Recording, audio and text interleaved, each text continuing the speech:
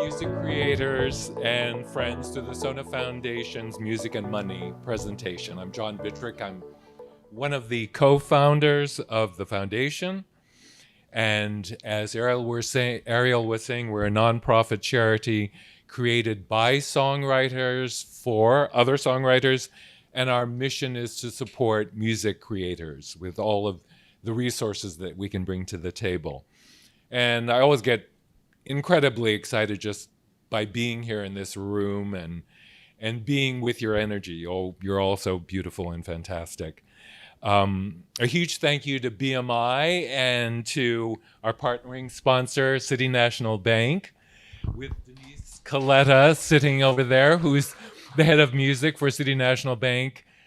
Denise and I worked for many years together, and she is an incredibly creative, powerful force in both banking and the music industry. And I want to thank our panelists. They're going to be appearing soon with us. I wanted to add a disclaimer, so bear with me. The financial wellness content presented at this seminar is for informational purposes only and in no way should be relied upon for financial advice. Please consult your own financial advisor before making investments or other major decisions regarding your finances. The presenters, the SONA Foundation, City National Bank, BMI, and Songwriters of North America are not your investment advisors or business managers and should not be relied upon as such. I'm going to give you just the timeline for today. Please hold all questions, write them on the cards provided, and submit in, where's the bowl, Ariel? There's a bowl, so there it is, with your questions for the Q&A portion. At 10:30 p.m., we'll take a short break, and then we'll reconvene at 2:45 for about a half an hour, 45 minutes for questions. And now, one of my favorite things to do, I just wanted to give a short intro because her career has been so fantastic, of Kay Hanley, who's a Peabody and Emmy Award winning songwriter. As a singer-songwriter, Kay is known for her work as lead singer with her band Letters to Cleo, and as the singing voice for the character Josie in the movie Josie and the Pussycats, and as co-composer for the hit Disney series Doc McStuffins, Cartoon Network's DC Superhero Girls, and Harvey Girls Forever, Netflix Ada Twist Scientist, and as executive producer and composer of over 150 songs, all bangers, for Disney Junior's Kindergarten the Musical, a show with both critical and commercial success and recognition. And now the gorgeously talented music creator, Kay Hanley.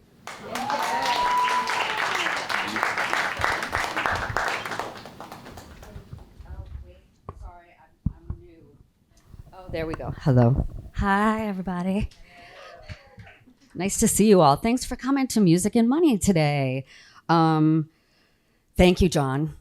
You're the best. Appreciate the color. It's just stunning on you. The blue suit. Like who would have the balls to wear a suit that color but you? It's amazing. It's all my husband. Right, I forgot. Yeah. He does, yeah. So yes, I am Kay Hanley. I am co-founder of Songwriters of North America, and I am the chair of the board of the SONA Foundation. And very, very happy to be here today for our 7th session of Music and Money. Where's my part? I need a script. Sorry. We have amazing people here today to talk to you about our topic is songwriter to C-suite. And that doesn't mean that you are, songwriter to CEO overnight, or that you're even a CEO at all. Really, CEO is kind of like, it's an allegory, really. It's sort of like just branching out and realizing you're, taking charge of your song copyrights, of your career, of what you own, and making money at that, putting the music to work for you. Our first panelist today is my dear friend, Anne Preven, who is an award-winning songwriter, record producer, and co-founder of Pulse Music Group. She's written songs for Beyonce, Madonna, Sinead O'Connor, Katy Perry, Miley Cyrus, and many more, including the song Torn, recorded by Natalie Imbruglia, which went on to become one of the most performed songs of its decade. Very few songs are written that are as popular and well-known as Torn. Anne was nominated for an Academy Award and a Golden Globe Award. That's crazy. And won the Critics' Choice Award for Listen, performed by Beyonce in the movie adaptation of Dreamgirls, and a Grammy nomination for Where the River Goes, her collaboration with the Zac Brown Band. On screen, she's contributed music to various television shows and to several animated features, including Tangled, Bolt, Playmobil, and Wonder Park. Anne produced the music for the finale of Amazon's Emmy Award-winning Transparent, as well as Sony Pictures' Cinderella, starring Camila Cabello. She is my co-chair on the SONA Foundation Board of Directors. Anne Preven, please come up. Have a seat. Hi, Anne. Bruce Waynne, who is he is one of the songwriters on the MLC's Unclaimed Royalty Oversight Committee, where I am also a committee member, so that's how I met Bruce. He is a Grammy-winning songwriter and producer, CEO of IWP, which is a mission-driven organization that empowers creators in the entertainment industry by providing up to $5 million in project financing, and serves on the, as I said, of course, Ariel already put this in, the MLC's Unclaimed Royalties Oversight Committee. Waynne is known for being one half of MIDI Mafia, the production team behind 21 Questions by 50 Cent, a track that became a cultural phenomenon and propelled them into the spotlight and led to their Grammy-winning work with Frank Ocean, so good, as well as Justin Bieber, John Legend, Jennifer Lopez, and more. From that forward-thinking start, Bruce has continued to make rapid and bold shifts in the industry by harnessing innovative thinking, collaborative ventures, and visionary models based on an ethos of empowering music creators. Please welcome Bruce Waynne.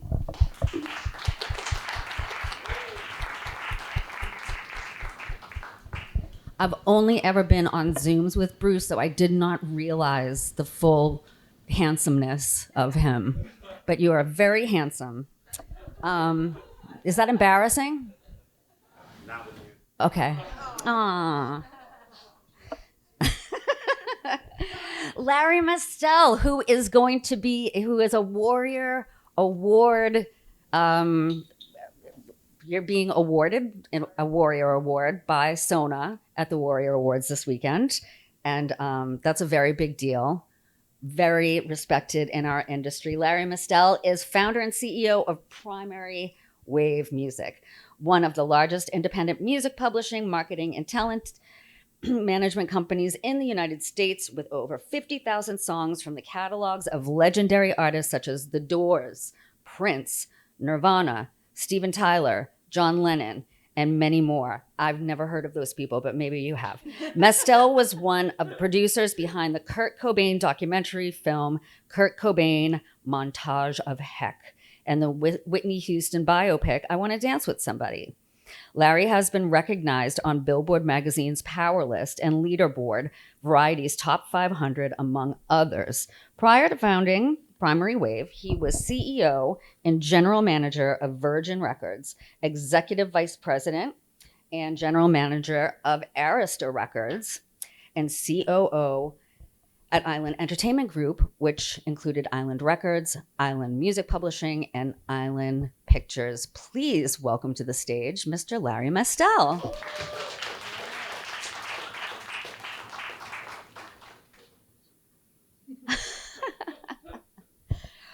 So before we begin, I just wanted to kind of give my experience with this subject, what kind of gave me or where I'm coming from in terms of the songwriter to C-suite conversation. I was in the year 2000.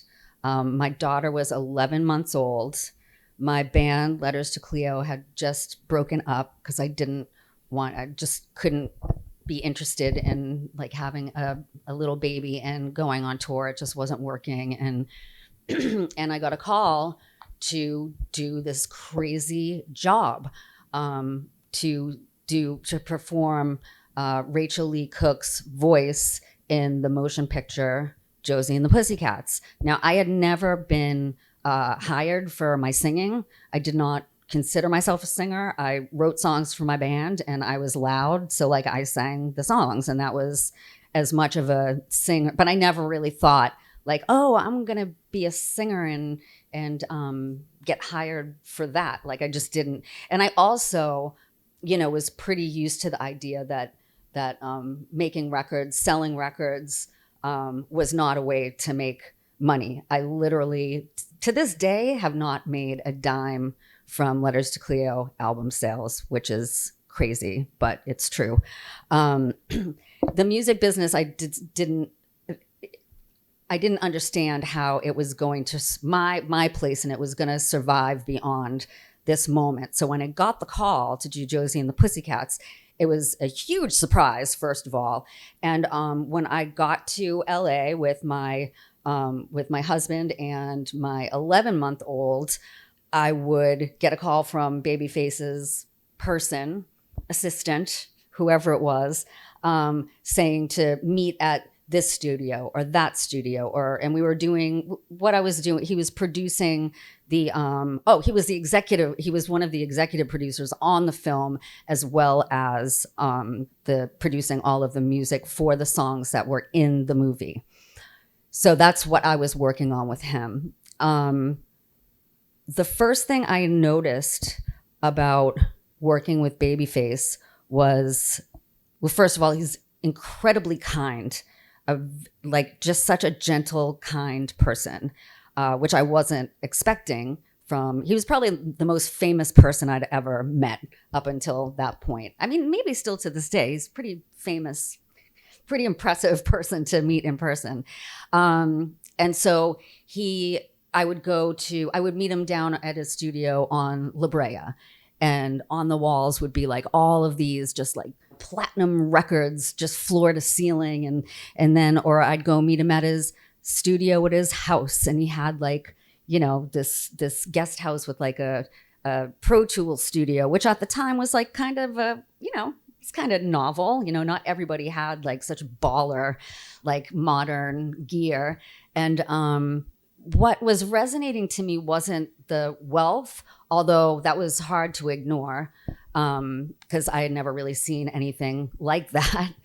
But what was even more sort of a revelation to me was that he got up in the morning to create music.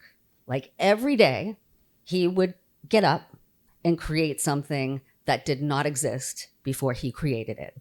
And not only would he do that, but people would pay him to do that. And I had never really seen that before. Like, I mean, I would go play a live show and my manager would get a check and somehow like the money would get to me eventually.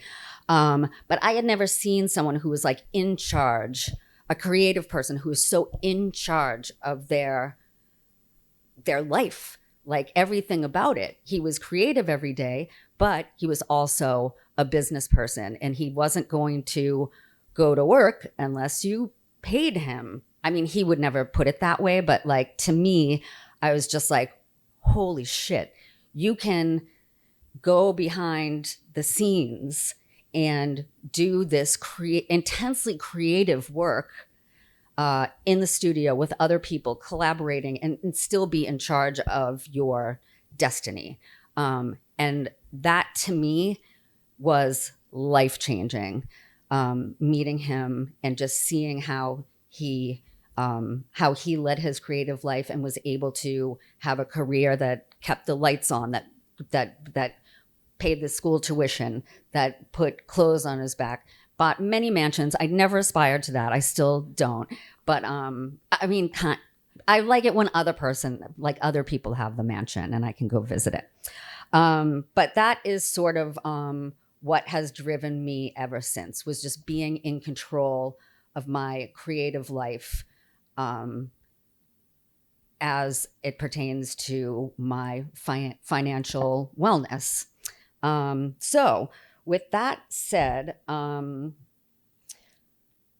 and I love how Ariel you're so wonderful to just like bullet point or just distill everything down to its essence. These music and money conversations are supposed to be challenging. To many of us songwriters, we get stuck in the nasal gazing and low expectations. Today's topic is meant to expand our ideas of what's possible. I'm going to start with the songwriters. And so, Anne, you... Yes. Hi. Hello. So you and I played together our bands played together at, was it the Whiskey? I think it was the Whiskey. It was the Whiskey. You're right. In like 95 or something like that. So she was in a band called Edna Swap and I was in Letters to Cleo, and our bands played together. And I just... No, it's here on the Sunset Strip. Yeah. It's a very sort of like, it's a story. The Doors played there. Oh yeah. I was thinking like Motley Crue. Probably them too. Yeah. The Go-Go's definitely played there. For like sure. All your local LA bands, and then we played with you guys, and we met that night. And then the next thing I know, not the next thing I know, I mean, I met you again when we came to LA. We became friends, and Torn had happened, which was an Edna Swap song, and Natalie Imbruglia had covered it, and it became this huge song for you and Scott Cutler, your bandmate, and Edna Swap. And then you guys did this crazy ass thing, which was to like launch a whole ass publishing company, and like this cool location in Silver Lake with like all these like cool artists and producers and composers like it was just awesome and inspiring. My first sort of look at a boutique-y kind of operation like that. So tell us what that, first of all, I mean, you went to Harvard, and so I would have thought that Harvard would have told you to stay the fuck away from the music business. It did. But you did not listen. No. So we're all better off for that. So tell us about, school. My journey. Like, how did you become a songwriter from Larchmont, New York? Cambridge? Oh, yeah. I'm the queen of the pivot, so I feel like I'm a good panelist for this room. Like if this is about starting someplace and ending up somewhere else, I've done that many, many times. Sometimes I've gone up and then back and then up and then back, and it's been like a very circuitous journey for me. I'm from New York State, like Westchester County, and I was trained as a classical violinist originally, and then in high school I found rock music and folk music, and I played the guitar, and then I went to Harvard and I was majoring in neuroscience and planning to become a doctor, but I was also in an a cappella group, which is where a lot of songwriters start, I think. It's like you learn harmonies and you learn, you perform, and it was so much fun, and I think it really colored my whole experience there. So I was like dual majoring in science and a cappella is how I see it. And after college, I decided to take 1 year off before applying to med school to pursue music, because a girl who had graduated 2 years before me and got a real job in advertising was like, real jobs suck. It's so boring. So I decided I would take 1 year. And in that year, I just fell in love with songwriting. We had a little band together, but we had no songs. So we had to figure out how to get songs. And I was like, I'll do it. So I started writing songs. And that became like my first love. I was like less interested in the band at that point than just writing songs. I loved it immediately. I was making my own demos on these like little contraptions. You know, this was like the 90s. Like it was pretty rough making your own demos. Did you have a 4-track in your Yeah, demo? fuck yeah. And I was like bouncing down my tracks and doing harmonies. It was, yeah. And using like the Casio keyboard fill button for like do-do-do-do, like just to make up fills. Yeah, very bare bones, lo-fi. But I loved it. And then I ended up meeting Scott Cutler through my first publisher. You know, I kind of found my way. I got a publishing deal. I was sucked back from being an artist into being a songwriter. And then again, once I became a songwriter, I was kind of sucked into being in a band. And so there I am in a band and touring around and got signed many times, made a few records, met Kay at the Whiskey A Go-Go, toured with No Doubt and Weezer, and, you know, like had a whole experience, but sold like 4 records. And then Natalie and Imbruglia covered one of our songs, Torn, and all of a sudden I was a songwriter again and happy to be doing that. And then, you know, Scott and I sort of set up shop in Burbank. We got a studio. We started like having artists come to us. We had a little bit of access at that point because Torn was a big hit. And we started doing that thing, like the sessions, and people would come in, and Katy Perry would come in, and Miley Cyrus, and we would, you know, write songs with them and shove them out into the world. And it was really fun. And then it hit a point where we were like frustrated, where you want more control over your life. You're getting a little bit older. You want to have a family. You're like, is this like a child's job or is this an adult's job? Like, how do I become an adult in this world and have like agency and have control over my life? And being a songwriter, you have very little control, sadly. And being a creative person, you often don't have tons of adult qualities like executive function or financial knowledge or any of that stuff. It's if you've had success as a creative person or not, you're just a creative person, you just want to do that all day long. It's like a bit of an addiction, and you're not used to structure. You're not used to having a job. I've never had a job. I mean, I know that's an incredibly lucky thing to be able to say, but if songwriting is a job, that's a pretty awesome job. You know what I mean? But full of frustration too, obviously. So by the time we started Pulse, it was like we had access to all these artists, bands, this and that, but we didn't want to be in the studio at 2 a.m. and, you know, wrestling with a band who had like internal issues. We'd been in a band. It was like I had PTSD from being in a band that long. And the last thing I wanted to do was like psychologicalize, you know, the people in their band. So Josh Abraham came to us. He was a friend of Scott's, a producer. He was a rock producer, and realized that was going away. Like there was no big budgets for giant rock band, you know. So he was kind of prescient, and he was like, we should start a music publishing company. And Scott was like, fuck yeah. He just wanted to get out of the studio so badly. Like our last couple years of songwriting together, he was in the hallway most of the time on the phone, you know, making deals and like trying to do stuff. And I was in there like stressing lyrics with the artist, you know, for hours. And so he, you know, we just said, fuck it, yeah, let's do it. Let's pass the access we have on to other people, stay in the creative world. And we literally, I mean, we had no plan, to be honest with you. We just dug into our own pockets, found 3 people in our midst that we wanted to sign. Bonnie McKee was one of our first signings because she had just been dropped from Warner Brothers, and she was like pretty much living out of her car at that point. And she came over and she played a song on the piano, and we were like, that's pretty good. Like, you're a really good songwriter.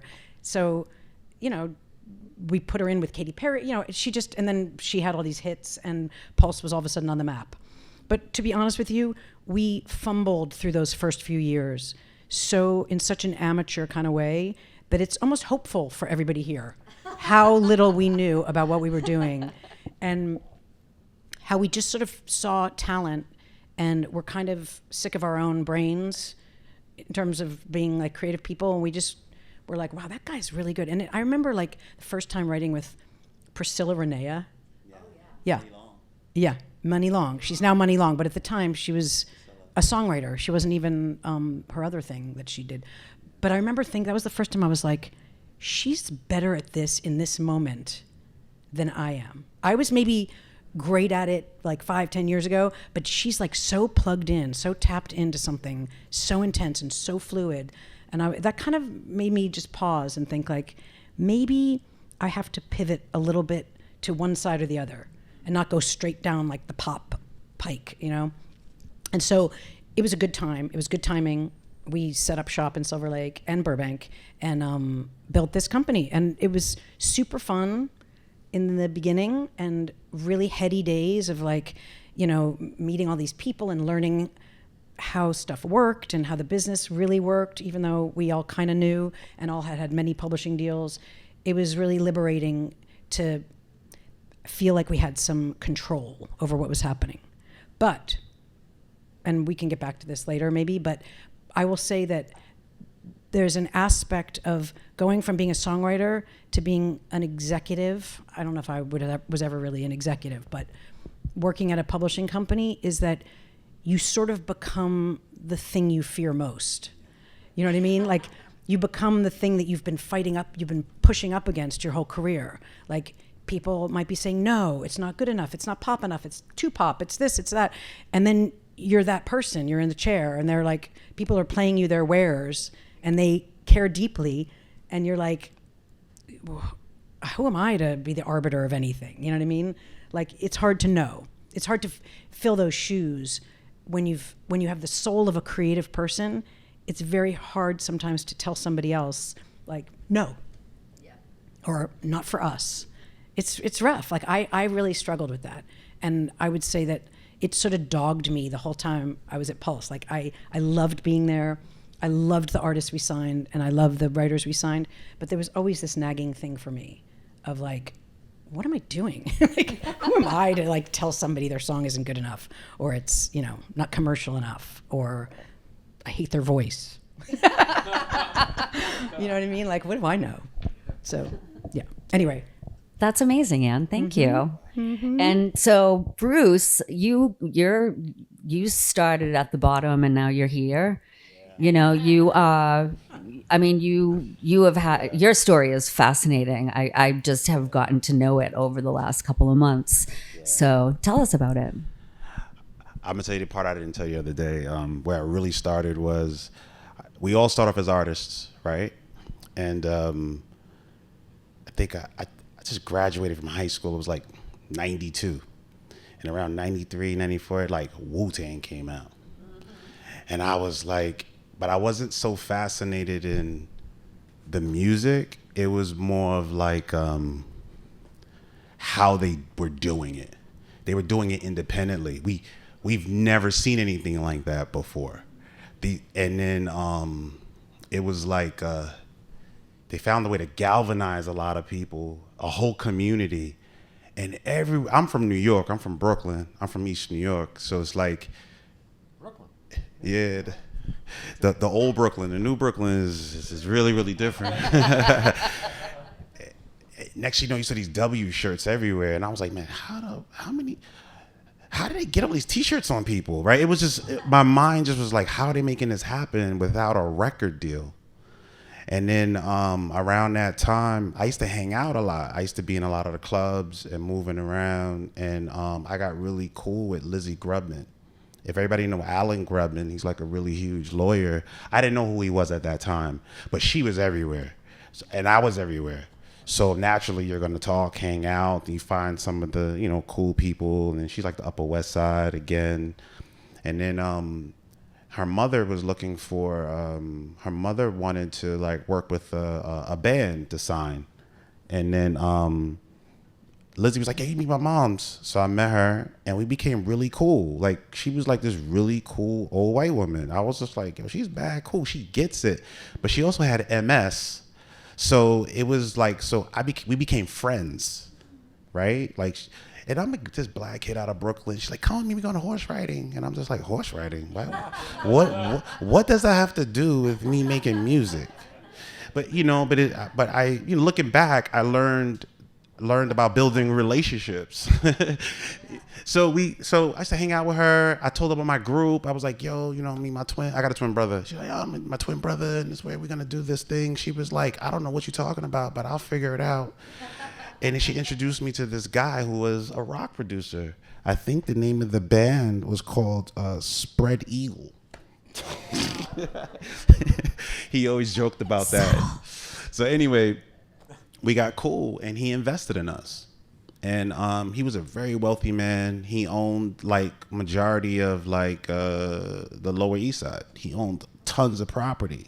So he set us up in this building in the basement, gave us a studio, and then and around that time, like if y'all know New York really well, like it's around Ludlow. That's where like all the models would go, and they're all sleeping, you know, starving themselves. But it was just, so we just always around like a lot of pretty girls. We're in the West 4th Street, we're hanging out. It was just like a great vibe. But then when it came down to getting music done, he was like, I would say, hey man, we got to use this producer. And he'd be like, nah, why you need a producer? You produce it. You're the producer. And I'd be like, I'm the producer. What do you mean I'm the producer? But he's a rock guy. He had a different concept on it, right? And then he taught me how to use like the 950, MPC 60, 950, tagging them. And I was like, yo, how does this guy know how to use all of this shit? But he really taught me how to produce and get my sounds tight. He put me with musicians. We did live drums. We recorded them, made sounds. You know, it was just like, I'm like, why am I doing all of this shit? But I didn't know it gave me like an edge that I didn't really think that I really needed. But what happened is that he taught me how to structure the business. He was like, look, you're the producer. You're going to be the production company. We're going to partner. I'm the executive. This is how the agreement works. And at that time, I didn't really know what I was doing. I just knew like, if I gotta get this money, I got to do this. I got to figure this out. And I kind of felt like a little bit of like I was being pressured and forced into a certain my back against the wall. But I also knew that this was an opportunity. I just didn't know really what it would do. So I married Wu-Tang to the. I did everything they did. I found where they pressed CDs. They got T-shirts. We just started putting records out there, and doing that, I started to build all these relationships. But then I don't know what happened. It just clicked, and when it clicked, I started to think about it like I don't want to say, but it's like selling drugs, right? It's like you got all these mom and pop stores. I need to get consignment. I'll give you something that you can sell yourself. If it's selling, I want this price, and then I want it at the front of the store. So I started doing I'm doing retail. I'm making beats. I'm making T-shirts. I'm making the beats. I'm doing like everything, and then little by little, I started delegating. Yo, I want you to do that. I want you to do this. I want you to do that. I want you to do this. But I started to realize that the more that I started doing too much, the less music I was making. I wasn't actually doing what I actually do really good, which was make songs.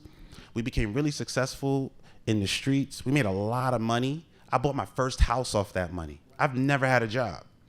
So, I'm making cash. I'm like, I made the song. I wait 3 weeks, burn a CD, sell it, and then 30 days later, I'm picking up a check from Beat Street, Fat Beats. I'm running around all over the city, and I'm making money. And I'm like, okay. I finally have a falling out with that investor, because I don't even remember. It was so long ago. We got cool later on, but I don't even remember what even happened. Long story short, I was like, man, I don't really like this artist shit. Like, I don't really like the studio. I don't really want to do this. So I started tinkering. Pro Tools just came out. Yeah. So I had enough money to actually buy it. I had Digio One.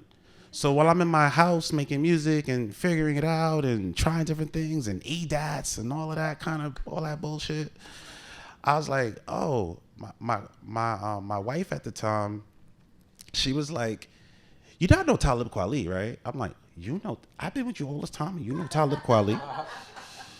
She's like, yeah, that's a good friend. I was like, what? So she was like, your music sounds really good now. I'll introduce you. I was like, your gatekeeper. She's still your wife, by the way? No, but she's my best friend. So what she did was she introduced me to him. He came to my house. He was so enamored that I could make the music in my house. Right. So he kept coming to my house because he's getting music done for free. You're his baby face. Exactly. Then I got cool with that whole crew. And I started to realize how small the circle is, because there was like Corey Smith, Mos Def, all of those guys. He introduced me to Common. So I started producing music with Common. Then Common was married to Erykah Badu. She comes over to my house. So all these people are coming into my house. Wow. And then my ex-wife is like, oh, this isn't a hobby anymore. You know, this is actually real. What have I done? And I'm like, and I realized, and then Talib Kweli bought one of my first beats. And I was like, I get paid for this? I never made money that way making music. I made it from literally selling it, whatever. I didn't even think I could even sell it. I didn't even. Did he license that from you? I mean, how did that deal go down? Like, did he just pay you for the rights? No, he was just like, hey man, I want to buy this beat. Who's your lawyer? I was like, I'm in between lawyers. I'm gonna figure out somebody. So what did you do? I got a lawyer who's a friend of my ex-wife. He was an entertainment lawyer. He did the deal for me. I hope she's getting royalties on all this shit. We have a daughter she together. is, yeah. She gets it in a different way. She gets it another way. I'm going to stay out of it. How's that? So, you know, just to speed it up a little, around that time, I was like, oh, man, so I guess I'm producing. I guess this is what a producer is and whatever. And it started to make sense to me. I started tying both worlds together. And then I met my business partner at the time. His name is Dirty Swift. He's from Canada. And then we were working on this artist together. And then he was like, there was a manager by the name of Tony Perez. He was representing music producers, and he lived around the block from me. I chased him down. And I was like, yo, I don't know what I'm doing. I need your help. And then Swift said the same exact thing. He was like, why don't you guys just do meetings together? I was like, all right, cool. So we just started, we went to everybody and played music. Everybody loved it, but nobody really bought anything. But I was so enamored, like, oh, I'm in Universal Records. Oh man, I'm sitting with so-and-so. Oh my God. I was so excited. But I realized that, like, I'm like everybody else here. So my partner Swift was like, yo, we need to buy these laptops. We could burn the CDs. And I was like, why? He was like, I don't know. We should just buy it. So we bought it. And I noticed that when we would go into meetings, we would play the music, we'll burn the CDs right there. And just so y'all guys know how old I am, we used to have to, you like this song? What number? We would write it down. Number 1, number 3, number 5, number 6. Go home, burn the CD, come back, bring it back and leave it at the front desk. And hope that A&R got it.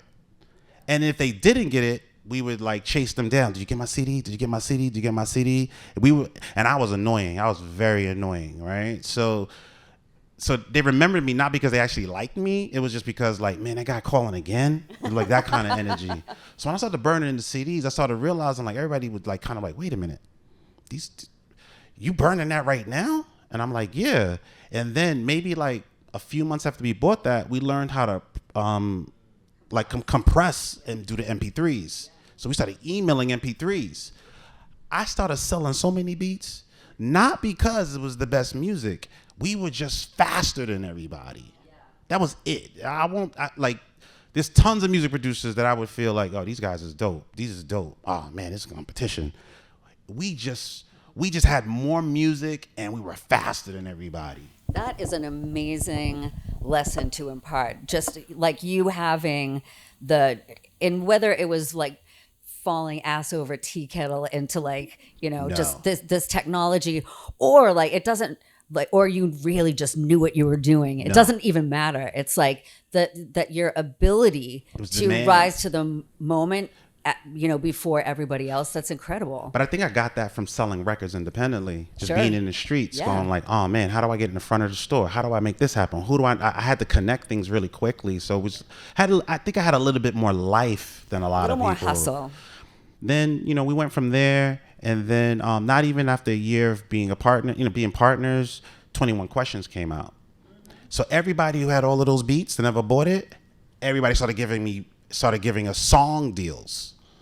Right? That's wild. Right? It was different. So to make you guys understand it, when we did 21 Questions, Barry White was dying because we sampled, I forgot the song we sampled. And his wife was like, no, he has no money. He's broke.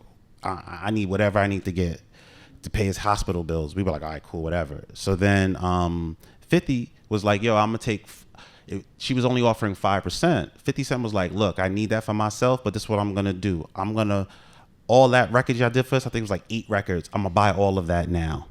I'm gonna give you guys full rate. This is the first track I actually really sold in a major label. He paid me full rate. He allowed me to be their full rate producer. Most producers are quarter rate. I was full rate. And if y'all understand what full rate means, it means that like if I have 4 tracks on an album at full rate, I'm an executive producer. You know what I'm saying? So I got that out the gate. He should have never done that. Then we did all the half a G Unit album. So I did That's all of them for crazy. everybody. Wow. So when we did all of that, all the labels like, man, they heard about the deal we did with 50. We have the biggest record coming out. And then everybody was like, we had all this music before. We need to lock it all up. So Craig Coleman gave me a deal. Everybody gave me a song deal. And I was getting paid like 25, 30,000 a track. And my song deals were like 10 songs. This happens to everyone, by the way. I want you all to know this will happen for you too. So we were kind of lucky, but we didn't know what to do next. But what we did is we were coming back and forth between California, and then my partner, he motocrosses. He broke his back. So when he broke his back, I just stayed here. And then we were like, man, what are we gonna do? We gotta figure this out. And we were doing a lot of music and making money, and then American Idol came. So all the people don't realize all the people who didn't win still made records. We produced all of it. Wow. Everybody. We was doing everything in the back. So that's how we survived for a while. But during that time, we wrote When I See You for Fantasia. Frank Ocean was in the studio with us with James Fauntleroy, Priscilla Renee, Stacey Barth, Aaron Bayshuk bought us Bruno Mars. Like during this time, it was a very healthy time of like a new way of writing. Yeah. And what we did was we had a house in Encino, 5 bedrooms, 3 studios, pool, everything. And we got that because we was like, why am I paying all this money over there and I got to live in 2 places? Why not just do it one place? Plus I got a kid. I don't want to go anywhere. Let's just do it here. But it became a haven because people were like, oh man, like they're cooking. I'm going to go over there and eat.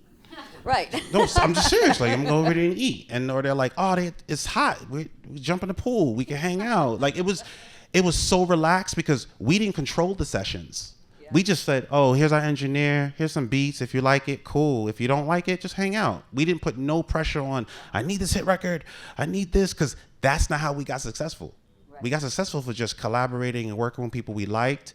And a lot of our music just came out of really great conversations. Yeah. The thing that that really is resonating with me right now is like your entire career is just like looking for an open door. Like a door opens and you're just like walking through it. And then, you know, the story about the house in Encino, you open the door and just let everybody in and like sort of just like carrying on the tradition. Definitely. And the clothes, not to take so long, just the clothes. No, this is great. This is why we're here, to hear this awesome story. What we did was we were all the songwriters, we were like, man, how do we keep them around? Because these guys are like really fucking good. James Fauntleroy was writing songs in like 5 minutes in his head. It was crazy to me. I used to call him like West Coast Biggie Smalls, right? Because it felt like he just walk around with a laptop and just mumble everything. And then I walk out the room and come back and I'm like, oh my God, he just wrote this song called Casualties or Torn for Brandy. I'm like, what the fuck? This is crazy. And honestly, A&Rs would just come and sit there and they just go, I like that, I want to buy it. I'd be like, oh shit, we gotta keep doing that. Oh, wow. Like literally, like we didn't work that. We did not work that hard. I am not taking any credit. So what we started to do is we was like, hey, you know what? Why don't we just give the songwriters some of the money out of our money? Because that'll incentivize everybody. So I really want to put a bullet point on what you're about to say, because this is one of the things about your career that is like really trailblazing. I mean, you've had a trailblazing career, but your approach to songwriters and ownership is like, I just want to stick a pin in this right now. Continue. So a lot of the writers would come and we would be like, if they write a record with us, we wouldn't tell anybody. We would just write, and if success came out of it, we'll go, hey, look, out of our producer fees, we're going to cut you a rate. Because we didn't really understand, like, you got to wait till the song to come out to generate revenue to make money, but I wouldn't be able to get it as a producer if you didn't write it. Also, I'm a songwriter. I wrote When I See You, and I bought Erica Nurian. I bought Janae Sewell. I just called them as my homegirls, like, hey, I'm not a girl. What would a girl say? Yeah. I'm being super honest with you, but I wrote the record, melody, put it all together, and I was just like, this don't feel right. And I called my friends. You know what I'm saying? That's how it's supposed to be, like true collaboration. And I was a big fan of like the Brill Building, right? How they used to make records and all of those guys. So I started to really study how all of that stuff worked. And I was like, man, we should do the same thing. So that's where a lot of it came from. And then guys like Frank Ocean, he was just trying to figure it out and just needed the space to just write and figure it out. And then we did Nostalgia Ultra. We did that in a house. It was long fucking 2 years with that guy. I bet. But it was so incredible just watching somebody navigate through all of that stuff and figuring it out and being signed to Def Jam and don't know, like, no one's giving them that love. And we're just like, that works. That sounds good to me. I don't know. You want to try it? All right. I'll tap the drum. I'll do it better for you. Like, we just working on something, not really knowing where it's going to go. It was like, it felt like one of those moments. Like, he would set the whole room up with like stars and shit and put stuff on the wall and then don't come for 3 days. And we'd be like, and then people were like, should I change it? I'd be like, nah, that's just how Frank is. It's just whatever, just leave it alone. But like, we did that, after you did like Channel Orange and that kind of music that's so impact, it was like, wait a minute, I can't just work with anybody. And then what got out of it, we got out of our publishing deal. How'd you do that? I recouped. Oh, yeah, that's how you do it. So I recouped. So I was like, oh shit, I recouped. I did my deal in 2006. I recouped by 2013. That means the lawyer didn't do a good job the first time. So wait, if you recoup, that means you're out? No, Depends on the kind of deal you have. Because I've never recouped, so I don't. Oh, our deal was, you recoup and then you start making your money back on your share, but they still had like another 10 years on the rights. 10, 15 years, I think, was like on the rights, so I get it back 100%. So we recouped like 2013, 2014, and then Extreme Music. If people don't know what Extreme Music is, they're a music library house, and they actually, it's Hans Zimmer, is Russell Emanuel, Dolph, I can't remember Dolph's last name because he's no longer with the company, and Hans Zimmer, and they do music. They create music libraries and scoring and all of that kind of stuff, and everybody goes to them for it. And I did not know what that world was, but Russell was like, hey man, I've been wanting to work with you guys for a long time, but I couldn't because of your deal. What we could do is let's do a deal with each other. And I was like, yeah, what's the advance? And he was like, there's no advance. What do you mean an advance? And then he was like, I was like, you got to give me money. He was like, no, I'm not. This is your company. And then everything clicked to me again on like how my career started. And then he was like, look, the way music libraries work is like, you own the master, you own the publishing, but usually you build that business and then you sell it. You don't actually keep it a long time. Mm-hmm. You know what I'm saying? Yeah. And then I was like, why would I do that? I don't like, it didn't make sense to me, but he was like, think about it. You sell a song to Rihanna, that's it. Right? You sell a song, I could take that same song, I could sell it to Rihanna, I could sell it to Biz, you could keep selling that same song multiple times. I said, that exists? We could do that? Like, what? And then he just opened up my mind and he became our mentor. Yeah. He said, look, and then, I'm gonna show you guys how to do it. You're gonna put up your own money. I'm gonna show you how to navigate through the circle. So I did that for the last 10 years and I just exited last year. And then I just got all my rights back from my Sony deal. That's incredible. That's unbelievable. And this is where I think the part in your career that kind of dovetails with Larry. And so I'm going to bring you in, Larry, and come back to this. So, but what I know about, like, everything I know about you, Larry, is like all just the baller years, like the EVP of this and the head of that and the creator of this and the million different catalogs. But how did you get into the music business in the first place? Like, when you were like in your 20s, what were you thinking about doing? Well, first of all, compared to these guys, I am very boring, right? I didn't go to Harvard. I can't spell neuroscience. I say no all the time, but I am from Brooklyn. So how did I get into the business? I was working...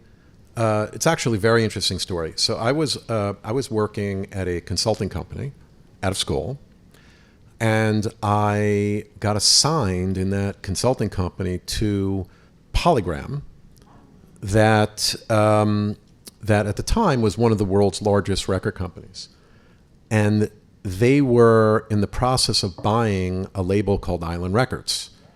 Also, at the time, A&M and Motown, they were buying a lot of records. And so the partner of this consulting company said, hey, I need you to come and work with me on this particular deal, which was Polygram buying Island Records. And so I had met Chris Blackwell during that process, but more importantly, I met a gentleman named Mel Klein, who is no longer with us, but he was Chris's right-hand guy at Island Records. And Mel said to me one day, this is a year or so into the acquisition process. It took a very long time. He said, listen, I don't particularly like Polygram. And so when Polygram ends up buying Island Records, you're taking over for me. Oh, wow. And I said, yeah, okay, I'm 26 years old. Right, okay, sure, no problem. And he said, no, I'm going to call you. And months and months and months went by. And I get a call from Mel. And he said, I need you to come down now. I was in my office uptown, and Island was on 4th and Broadway, right over the old Tower Records store. And he said, I need you to come down now, and I need you to meet Chris Blackwell.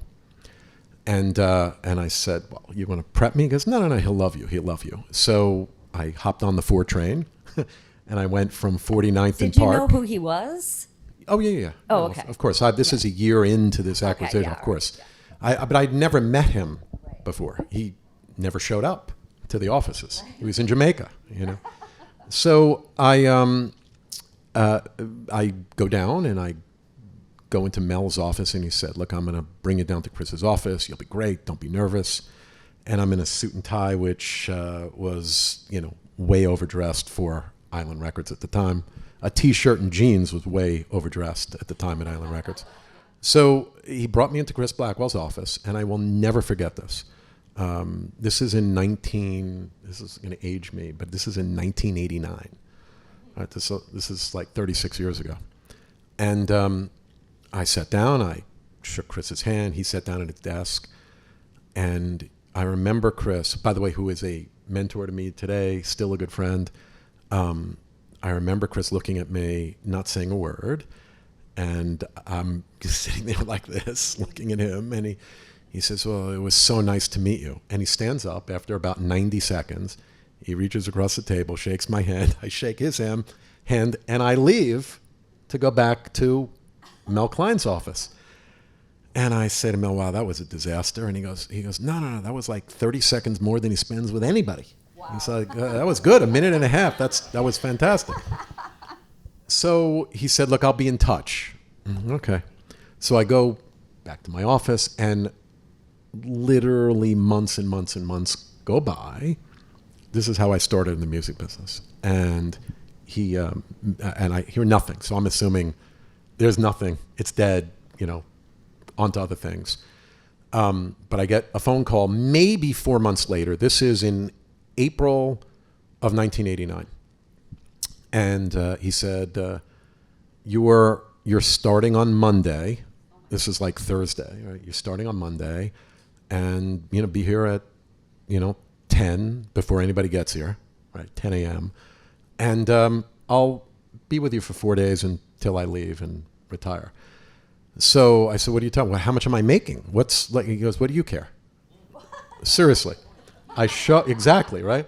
I show up. Only in the music business. Only in the music. I show up on Monday morning in a suit and tie. Oh, that's funny. Right? And Mel wasn't there. In fact, he called in to see if I had shown up, and he said, look, you'll be fine. Don't worry about it. And people at Island Records didn't talk to me for many, many months because I'm this 26-year-old kid that Chris Blackwell hired on a 60-second meeting, and now I'm his right-hand guy thinking I know everything about the music business, and I knew nothing about the music business. So that is how I started. Wow. And by the way, that was the last day I wore a suit and tie. Yeah. Right. That was That the was last why day. they didn't talk to you. Yeah. Actually, was the suit and tie.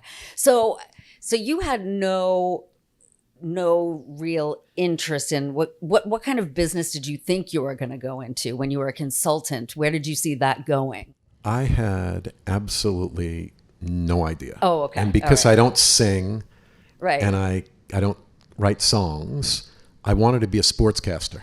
Oh, But okay. but at the time, I think sportscasters were making like $2,000 a year, Mets or Yankees? and Met fan. Good. But I that wasn't going to happen. I did lacrosse on the radio, and I did sports on the news at school. So I wanted to be a sportscaster, but I also didn't want to be poor, so I got a job as a consultant out of school. Right. And yeah. And then the music business is, I mean, being an executive in the music business is, you're in the entertainment business. And so what were the first like year or whatever where you're just like, I don't know anything about this business. No one is talking to me. Everybody thinks that I'm a plant or whatever, I'm assuming. Yeah. So like, how did you figure it out?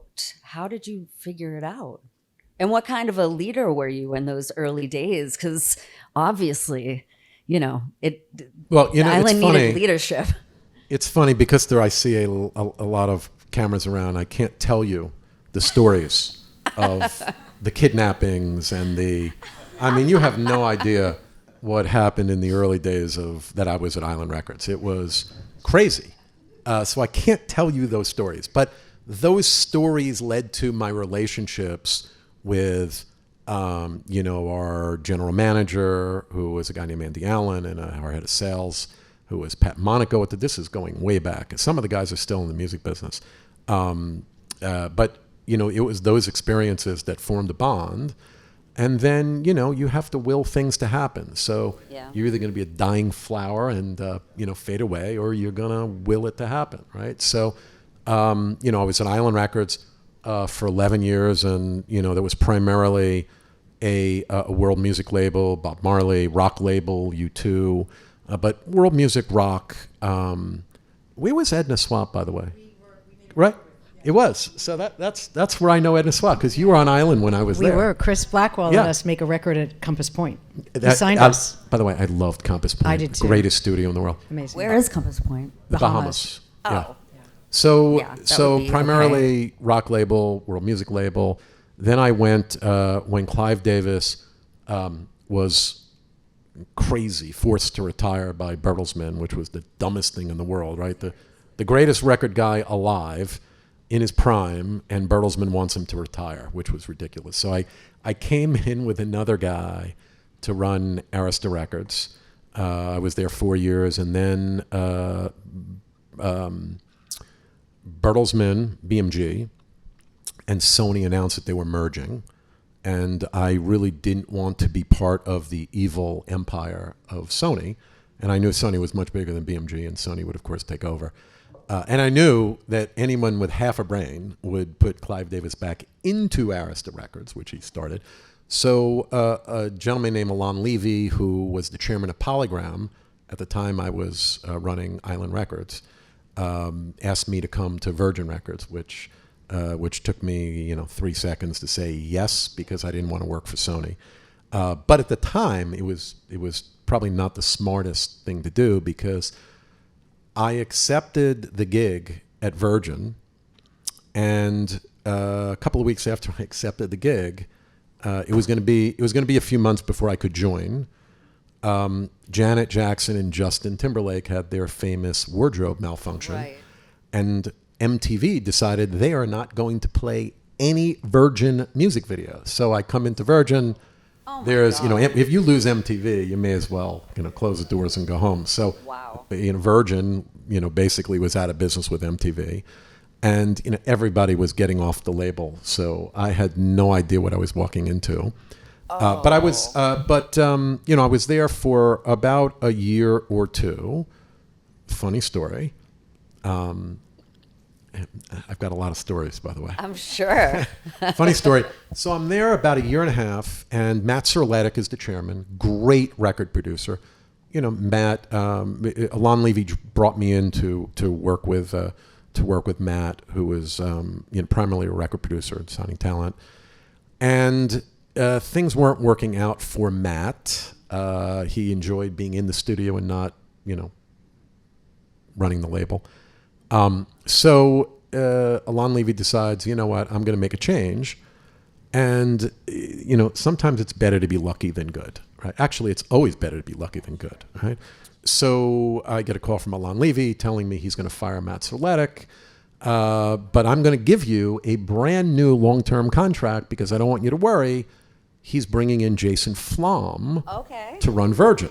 All right. So, and I tell Jason this story all the time, by the way, because it's 100% true. And we laugh because we now own half of Jason's company, all these years later. But Jason comes in and he holds this big, this just goes to show you the shit that happens in the music business, right? He holds this big meeting and, it's 120 Virgin Records people at the old EMI offices. And Jason comes in and says, this is going to be great. I hear you're all fantastic. We just need to make some changes on the creative side, but everything's going to be great. Larry is my right-hand guy, so you guys have nothing to worry about, to the staff, right? At the end of the meeting, he says, Larry, let's meet for breakfast tomorrow morning, right? Meet for breakfast tomorrow morning. We meet at La Pan, which is down the street. We had some croissants, and he says to me, I want you to go back to the office, and I want you to pack your office up. And I said, what are you talking? Pack my office up. What are you talking about? He goes, well, I'm bringing my own team in. Shut So up. I said, hold on. Yesterday you just said, I said, you kidding me? He goes, no, this is not a joke. I want you to pack my your office up and go home. So I get back to the office and I call Alon Levy, my buddy who's the chairman of EMI, who is in charge of EMI and Virgin. And he goes, and I told him the conversation. And there were a lot of 4-letter words that came out of his mouth about Jason that I can't repeat. But you can string the 4-letter words together and figure out what he was saying. And he calls Jason Flom, and I hear him on the other end of the line. And he said, what the fuck did you just do? And he goes, well, I'm bringing my own team in. He goes, well, that's not that wasn't our conversation. I brought you in. I said, you got to work with the team, blah, blah, blah, blah, blah. Anyway, long story short is that I had a brand new long-term contract. And Alon Levy is one of my heroes because he honored every word to the contract, which allowed me to leave Virgin and start Primary Wave 20 years ago in March. So had he not, listen, I love Jason Flom, love him, because had Jason come in and not said, you got to go home and pack your bags, I would not have started Primary Wave. And I love this guy, Alon Levy, by the way, because if it wasn't for him, I wouldn't have really been able to have the financial wherewithal to start Primary Wave.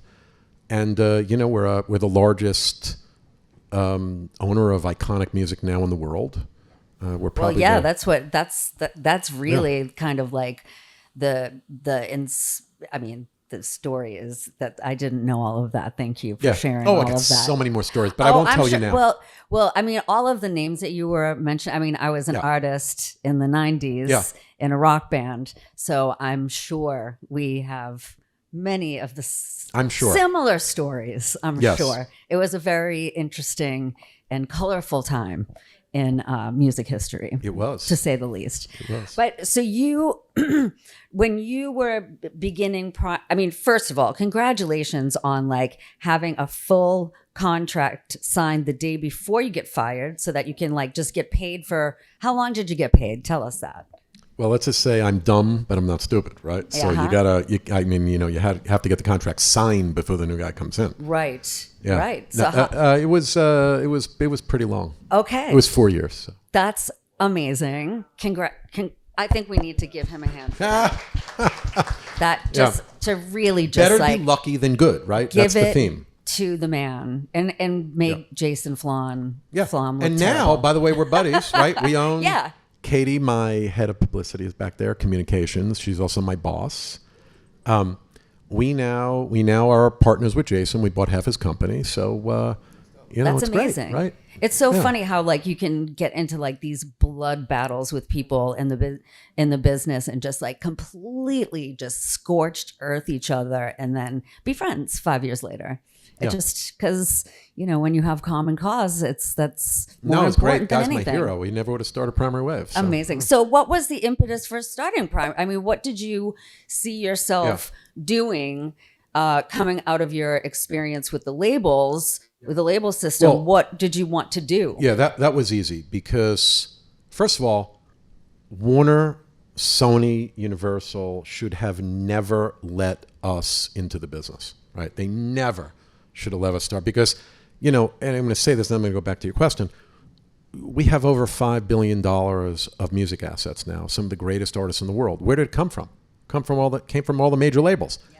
They lost market share to us by ignoring the fact that artists, especially legendary artists, were not getting marketing support from their labels, right? Mm-hmm. So when we bought Nirvana and Hall & Oates and all these great artists, when we started, Piece of the Beatles, Nice. The reason we were able to do this was because the special markets divisions of these major labels really weren't well-staffed, and the labels themselves were interested in breaking and developing new talent, new and developing artists, because that's the venture business, right? It's taking the risk on signing new talent. I'm not in the risk business anymore, right? These are great songwriters, but also A&R people. I don't need to be told that Nirvana had hit records, right? I don't need to be told that Guns N' Roses, Axl Rose, has hit records, or Whitney Houston or James Brown. You guys already did the work for me, right? All I have to do is convince the artists and their heirs that we're going to be great partners, and because we have the biggest marketing platform in the world, we are going to protect their legacy and create more opportunity for growth for the artists and reintroduce those artists to a new youth culture. That's what I have to do. What opportunities were you seeing that the labels weren't? I mean, what were you reading in Nothing. the tea leaves? Nothing. They did nothing. Literally. Right. What? So there was no example to follow. No, so it's you were very just easy. like imagining. What were you seeing? Yeah. What we did, we said we're going to form the first company, and now, by the way, there must be 100 people trying to do it, right? We're going to be the first company that is going to be a brand manager that owns its own repertoire, right? So what does that mean? Because nobody at the time knew what a brand manager was 20 years ago, right? So we're a publishing company. That's great. We're a publishing company. I don't even know what publishing companies mean, right? We don't publish sheet music anymore, right? But what we do is we have today we have 115 people in our core business. That's excluding our Indian company, our Brazilian company, our Vietnamese company. We own Sun Records, the Gaither Music. That's it. The 115 is just core people, and 70% of those, so 80 people, are frontline marketing people. So what we do is we simply take our platform of digital strategy people, brand people, marketing people, and content. So what I mean by content, we produce our own Broadway shows. We produce our own biographical films. We produce our own documentaries. We produce our own immersive experiences, like the Bob Marley immersive that's now opened at Mandalay Bay. Love that. Did you go? Yeah, I went. Oh, I'm so glad you liked it. That's amazing. Well, I hope you liked it.